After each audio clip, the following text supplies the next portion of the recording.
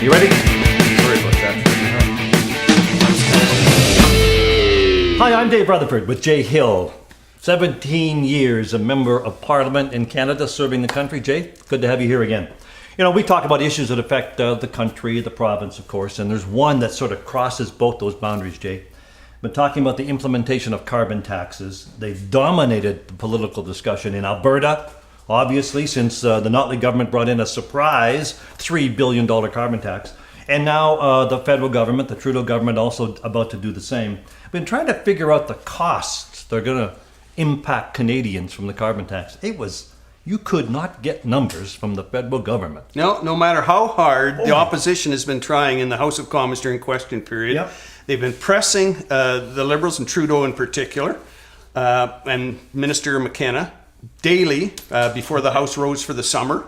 And the fact is that we still have got no numbers of what the net cost is going to be. I mean, one of the things we've seen is that it's estimated that the average Canadian family, it's going to cost them $1,000 a year. Easily. 1,000 to 2,000. It depends on the estimate. But, you know, let's say a $50 carbon tax federally, $50 a ton on emissions is going to cost about $35 billion. I mean, massive programs. But there's so much pushback. The provinces are pushing back. They're going to be implementing their own kind of tax. And so this relationship is really kind of messy. Well, especially in particular with the new addition to the Premier's circle of Premier Ford in Ontario. I mean, He's going to have a big say about this, and he ran on the platform that he was going to scrap their involvement in the cap and trade. Absolutely. You know? And of course, Scott Moen here in Saskatchewan out west has been leading the charge against this senseless carbon tax. And we know Jason Kenney, UCP leader, when he becomes Premier, says he will eliminate the $3 billion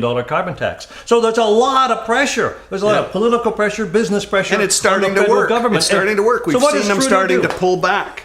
Trudeau has pulled back on implementing the federal carbon tax just though on three big industries, right? Three big industries. So the threshold for paying tax on the emissions has been increased to 90%. The rest of the business in Canada has this 70% threshold. So the Trudeau government has pulled back from the brink on this because they say, obviously, their policies are hurting business. He admits it, right? That's what this is. They're hurting business. But what does Trudeau do? He picks and chooses winners and losers. We'll exempt like those guys. The steel industry. But not these guys. What is steel, cement, potash for fertilizer. But the regular small business guys in this country, Jay, they're still going to have to and are paying the consequences of taxes. When you raise costs to businesses, to most businesses, except perhaps farmers who haven't the ability to pass it on, when you raise those costs, it filters down to the consumer. And it ends up that the average Canadian pays more. And this is why a couple of years ago, after only 2 years in place, the Australians scrapped their carbon tax because they saw what it was doing to the economy of Australia, and they knew that they had to do something or they were going to be in serious trouble. I mean, we've got a $30 a ton price in Alberta. He wants to put $50 into the federal system, tax upon tax upon tax. Small businesses says their input costs, their operating costs have gone up. I mean, the profitability has gone down, like you say. Farmers can't pass it on to their clients and customers, but small business can't either. The margins are so skinny now anyway. So there is a direct impact on all business. So I just hope that the feds, if they're going to pick and choose those who would be taken off the hook a bit, let's hope all business gets a break. But I think we need to be clear with the viewing audience, Dave, what it is that we're suggesting be done. And we're suggesting that you scrap the tax. Scrap it. Altogether. It's not going to do anything for the environment. It's going to chase business out of our country to countries that pollute even more than we do, right? And don't have the same regulations.